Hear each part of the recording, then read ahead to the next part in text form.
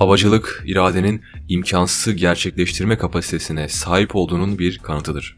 Birinci Dünya Savaşı as pilotu Edward Vernon Rickenbacker. Hava taşıtları büyük ve güvenilir olduğunda insanları ve yükleri taşımaya başladı. Uzun mesafelere yolcu ve yük taşıyan ilk hava taşıtı iskeletli Zeppelinlerdi. Zeppelinler uçaklar liderliği ele geçirmeden önce en çok kullanılan hava taşıtlarıydı. Zaman ilerledikçe uçak teknolojisi büyük atılımlar yaptı ve Zeppelinlerin egomanyasına bir son verdi. 6 Mayıs 1937'deki Hindenburg faciası Zeppelinlerin sonu olmuştu. Bu kaza 36 insanı hayattan kopardı ve modern havacılık tarihinin başlamasına sebep oldu. 1920 ve 1930'lar uçak tasarımları anlamında büyük mesafe kat ettiğimiz yıllardı. Douglas DC-3 ilk kez büyük bir gelir getiren yolcu uçağı olmuştu. İkinci Dünya Savaşı'nın başında birçok kasaba ve şehir kendi havalimanlarını inşa etmişti. Pilot sayıları büyük oranda artmıştı. Amerikalılar 2 Dünya Savaşı arasındaki döneme, özellikle de 1920 ve 1930'lara havacılığın altın çağı ismini vermişlerdir. O dönemki seyahatler günümüzden çok daha farklıydı. 1950 ve 1960'larda uçaklar lüks yemeklerin olduğu, az sayıda insanın günümüzdekinden daha konforlu seyahat edebildiği sıcak bir ortama sahip hava araçlarıydı. Peki altın çağı denilen dönemde insanlar gerçekten de refah içinde miydi? Aslına bakarsanız bugüne kıyaslarsak hayır. Ancak tohumların ekildiği ilk dönemlere bakarsak evet. Çünkü gemilerle aylar süren seyahatler uçaklar sayesinde bir haftaya kadar düşmüştü. Yolcuların uçuşlarda en çok canı sıkan, sürekli şikayet ettikleri durumsa baş ağrılarıydı. Birçok insan bu dertten muzdaripti. Günümüzdekinin aksine o yıllarda uçaklar hem çok gürültülüydü hem de çok daha tehlikeliydi. Bugün uçuş rezervasyonu yaparken en iyi fiyatı bulmak için birçok seçeneğe sahipsiniz. Ancak altın çağı boyunca seçenekler çok sınırlıydı ve fiyatlar da çok pahalıydı.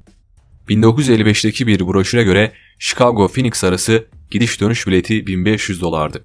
Bu o dönemler için çok yüksek bir ücret. Zaten pahalı olduğu için genelde zenginler uçabiliyordu. Birçok vatandaş için uçmak bir hayaldi. Uçaklar lüks bir deneyimdi. O yüzden insanlar en şık kıyafetleriyle koltuğa geçerlerdi. 1950'lerdeki bir uçağa binebilseydik dikkatimizi çeken ilk şeylerden birisi herkesin çok şık giyinmiş olması olacaktı. Takım elbise, şapka, yüksek topuklu ayakkabılar ve pahalı takılar. Bunlar her uçakta görebileceğiniz şeylerdi. 1960'lar ve 1970'lerde bu durum biraz azalsa da yine de uçaklar şık yolcularla doluydu. 1980'lerde bu durum değişti ve insanlar daha rahat kıyafetler giymeye başladılar. Uçakların içi çok soğuktu. Bu yüzden özellikle kış mevsiminde insanlar kalın kıyafetler giymek zorundaydı. Uçağa binmeden önce güvenlik kontrol noktalarından geçilmiyordu. Bu o dönemler için işleri aksatan gereksiz bir prosedür olarak görülüyordu. Bir kimliğe bile ihtiyacınız yoktu. Uçuştan 20 ile 30 dakika önce gelmeniz ve uçağa doğru yürümeniz yeterliydi. Bu sayede sizi uğurlamaya gelenlerle birlikte uçağın kapısına kadar gidebilirdiniz. Bu kulağa hoş gelse de aslında bu durum birçok uçak kaçırma olayına kapı aralamış oldu. Bindiğiniz uçak hava korsanı tarafından kolayca kaçırılabilir ve kendinizi bir anda Küba'da bulabilirdiniz. 1960'larda her yıl düzinelerce uçak kaçırma olayı gerçekleşiyordu.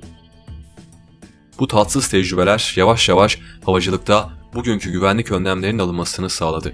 1950'lerde yolcuların ekonomi, business ve first class gibi koltuk seçenekleriyle uğraşmasına gerek yoktu. Çünkü hiçbir ayrım yoktu. Herkes eşitti. Bu ilk dönem uçuşları kabinin önünden arkasına kadar lüks bir yolculuk deneyimi sunuyordu. Havayolları uçaklara bölümler eklemeye karar vermeden önce yolcular daha rahat bir ortamda çok fazla bacak boşluğuna sahip koltuklarda uçuyorlardı. 1930'a kadar yolcuların rahatını sağlamak için sadece erkek görevliler çalışıyordu. 15 Mayıs 1930'da bir uçuş şirketi ilk kez kadın görevli çalıştırmaya karar verdi.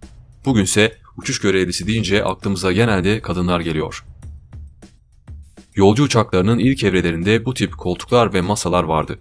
Hatta bazı uçaklar yatak hizmeti bile veriyorlardı.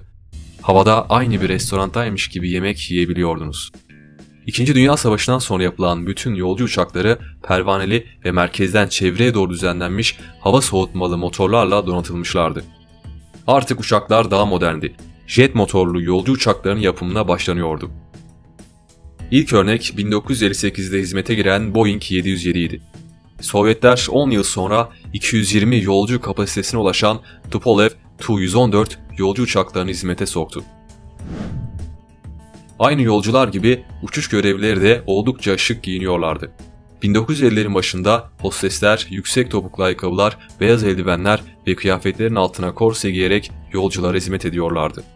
Hava yolları görevlilerinin görünüşü ve davranışları hakkında özel eğitimler veriliyordu.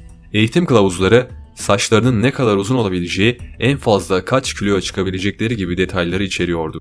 Kadınların bekar ve konuşkan olması en önemli kuraldı. Zamanla yüksek ahlaki standartlar getirildi ve hosteslerin giydiği eteklerin boyu giderek uzadı. Lockheed, Constellation ve Douglas DC-7 gibi uçaklar kulakları sağır eden bir gürültüye sahiplerdi. Uçaklarda basınç problemleri yaşanıyordu. Yüksek irtifa yolcuların nefes almasını zorlaştırıyor, midelerini bulandırıyordu. Motorlar büyüdükçe türbülansın yönetilmesi de zorlaştı. Yolcuların bu istifra torbalarına ihtiyacı vardı. Bunlar 1938'e kadar kullanıldı. Basınçlı uçaklar 1938'de kullanılmaya başlayınca yolcular derin bir nefes aldı ve bu torbalara gerek kalmadı. Uçaklar kötü hava koşullarından kaçınamazdı. Çünkü çok yüksek irtifada uçamıyorlardı. Yolcular mecburen birden fazla uçuş yapıyorlardı. Bu da rahatsızlıklarını ikiye katlıyordu. Bir yolcunun uluslararası seyahat için ihtiyaç duyduğu bağlantı sayısı bir kenara dursun, sadece ABD'nin bir ucundan diğer ucuna gitmek için bile 4 veya 5 uçağa binmesi gerekiyordu. Uçaklar birçok kez yakıt almak için iniş yapıyorlardı. Farklı bölgelere hizmet veren sadece bir avuç havayolu şirketi vardı. 1930'larda New York'tan Los Angeles'a uçmak 30 saati bulabiliyordu.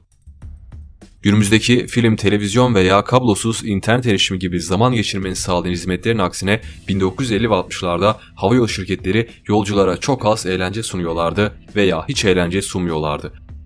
Bir yolcu kitap ya da gazete getirmeyi unutursa tek şansı yanındaki yolcunun muhabbetinin iyi olmasıydı. Ya da uçuşun geri kalanında pencereden dışarıya bakacak ve gökyüzünü izleyecekti. O yıllarda havayolu şirketleri yolcuların can sıkıntısı çekmesini engellemek için kartpostallar dağıtmaya başladı. O dönemlerde bu bir gelenekti. Yolcular kartpostallara uçuş deneyimlerini yazıp indiklerinde bu kartpostalları sevdiklerine gönderirlerdi. Uçuşlar elbette bugünkünden daha uzun sürüyordu. Havayolu şirketleri genelde ücretsiz alkol hizmeti sağlıyorlardı. Yani insanlar genelde zaman geçirmek için içerlerdi. Ve nihai varış noktalarına ulaştıklarında sarhoş olmaları çok sık rastlanılan bir durumdu. Havada verilen yemekler herhangi bir lüks restoranla karşılaştırılabilecek kadar kaliteliydi. Eğlence anlamında çok az şey sunsalar da yemek anlamında hiçbir masraftan kaçınmamışlardı. Yolcular ıstakoz, biftek ya da herhangi bir Çin yemeği yiyebilirlerdi. Uçakta küçük plastik bardaklar yerine gerçek cam bardaklar olurdu.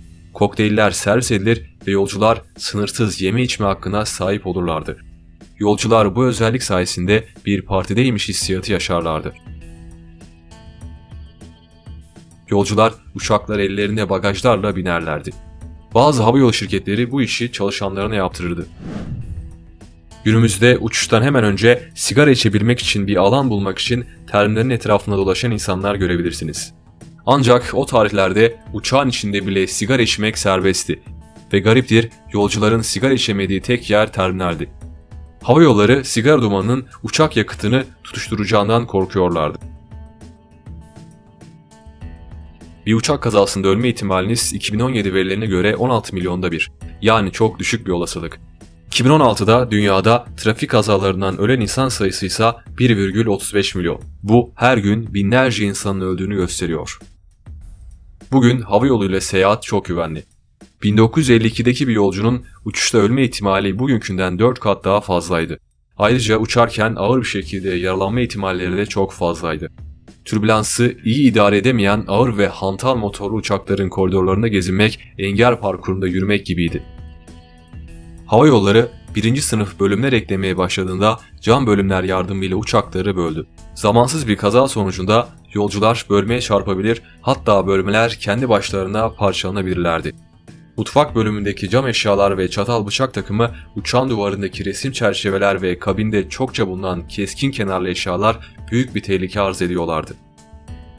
Geçmiş dönemle bugünkü uçuş deneyimlerini kıyaslarsak en çarpıcı özelliklerden biri uçaklarda hiç siyahi olmamasıydı. O yıllarda ırkçılık zirve noktasındaydı, beyazlar ve siyahlar arasında ciddi oranda ekonomik farklar vardı. Bu yüksek maliyet Afro-Amerikan vatandaşlarının uçmasını engelliyordu. Son 10 yılda bile havacılık sektöründe büyük gelişmeler yaşandı. Şu an nasıl eski deneyimler bize tuhaf geliyorsa bizim deneyimlerimiz de yıllar sonraki insanlara tuhaf gelebilir. Videoyu beğendiyseniz lütfen abone olmayı ve bildirimleri açmayı unutmayın.